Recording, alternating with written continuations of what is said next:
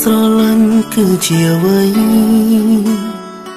ហេតុអ្វីអូនមិនអាចស្មងបង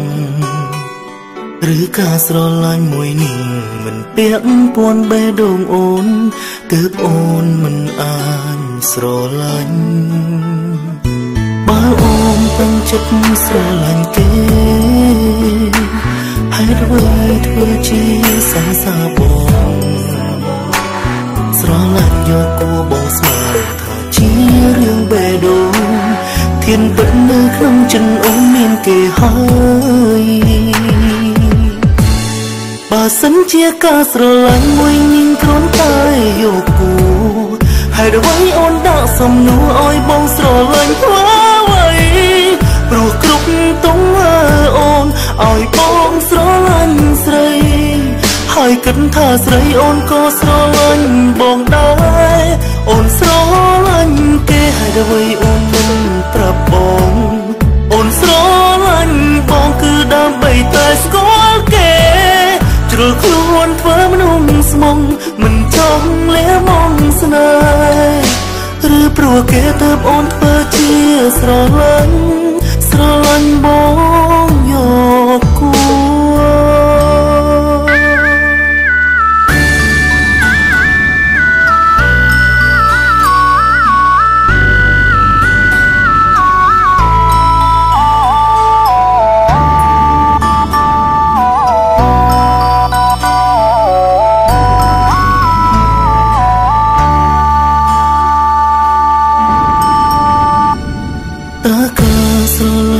គឺជាអ្វី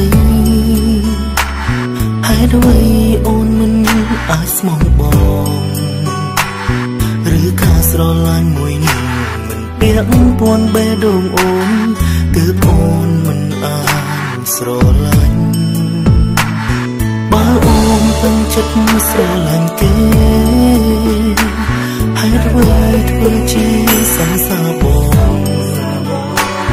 ស្រឡាញ់យកគួរបងស្មានថាជារឿងបេះដូងធានពិតនៅក្នុងចិត្តអូនមានគេហើយបើសិនជាការស្រឡាញ់មួយញញគ្រាន់តែយកគូហេតុអ្វីអូនដាក់សំណួរឲ្យបងស្រឡាញ់ធ្វើអ្វីព្រោះគ្រប់ទង្វើអូនឲ្យបងស្រឡាញ់ស្រីហើយគិតថាស្រីអូនក៏ស្រឡាញ់បងដែរអូនស្រឡាញ់គេហេតុអ្វីអូនមិនប្រាប់បងអូនស្រឡាញ់បងគឺដើម្បីតែស្គាល់គេជ្រុលខ្លួនធ្វើមនុស្សស្មងមិនចង់លះមងស្នេហ៍ឬព្រោះគេទើបអូនធ្វើជាស្រឡាញ់បងយកគួ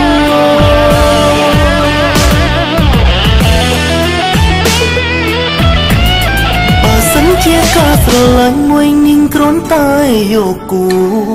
ហេតុអ្វីអូនដាក់សំណួរឲ្យបងស្រឡាញ់ធ្វើអ្វីព្រោះគ្រប់ទង្វើអូនឲ្យបងស្រឡាញ់ស្រីហើយគិតថាស្រីអូនក៏ស្រឡាញ់បងដែរអូនស្រឡាញ់គេហេតុអ្វីអូនមិនប្រាប់បងអូនស្រឡាញ់បងគឺដើម្បីតែស្គាល់គេជ្រុលខ្លួនធ្វើមនុស្សស្មងមិនចង់លះមងស្នេហ៍ឬព្រោះគេទើបអូនធ្វើជាស្រឡាញ់បងយកគូ